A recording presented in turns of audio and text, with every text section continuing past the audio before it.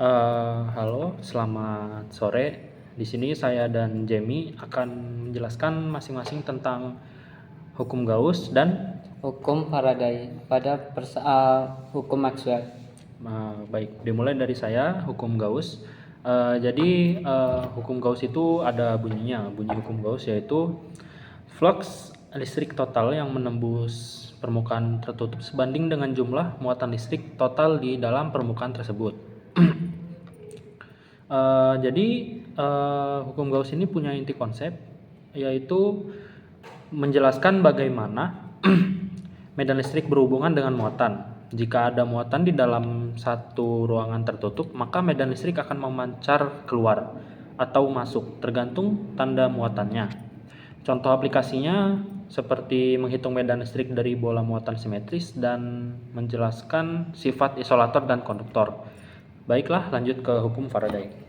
Baik, saya akan menjelaskan tentang hukum Faraday pada persamaan hukum Maxwell.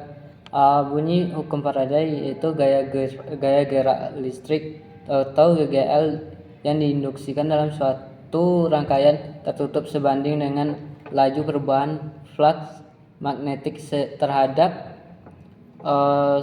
waktu yang melalui permukaan rangkaian tersebut. Jadi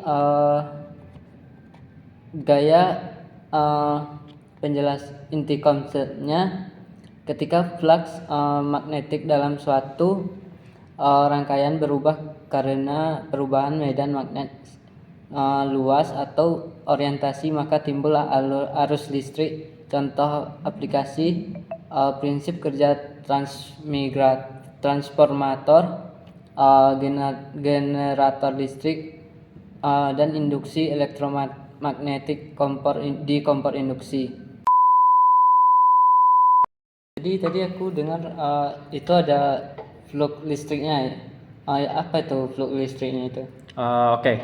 Jadi flux listrik dalam hukum Gauss itu tuh ukuran jumlah garis medan listrik yang dia tuh menembus suatu permukaan. Jadi semakin banyak garis medan yang melewati, semakin besar fluxnya. Gitu. Kalau nggak ada muatan di dalam permukaan tertutup, itu gimana di hukum Gauss? Jadi kalau dia nggak ada muatan dalam permukaan tertutup, jadi flux listrik total itu yang melalui permukaan adalah 0. Gitu, jadi nggak ada. Nah, pertanyaan nih buat Faraday nih. Jadi apa hubungannya antara kecepatan perubahan flux magnetik dan GGL yang dihasilkan? Kalau untuk jawab itu, pertanyaan itu, semakin cepat perubahan flux magnetik, semakin besar GGL atau tegangan yang dihasilkan. Oke, kemudian satu lagi ya. Ya, oke. Jadi ini deh, sebutkan contoh penerapan hukum Faraday dalam kehidupan sehari-hari. Nah, kalau untuk contoh Faraday di kehidupan sehari-hari itu seperti generator listrik, dinamo, sepeda, dan transformator.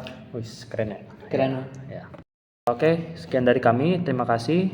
Dan semoga bermanfaat bagi yang menonton video kami ini. Ya. Akhir kata, wassalamualaikum warahmatullahi wabarakatuh.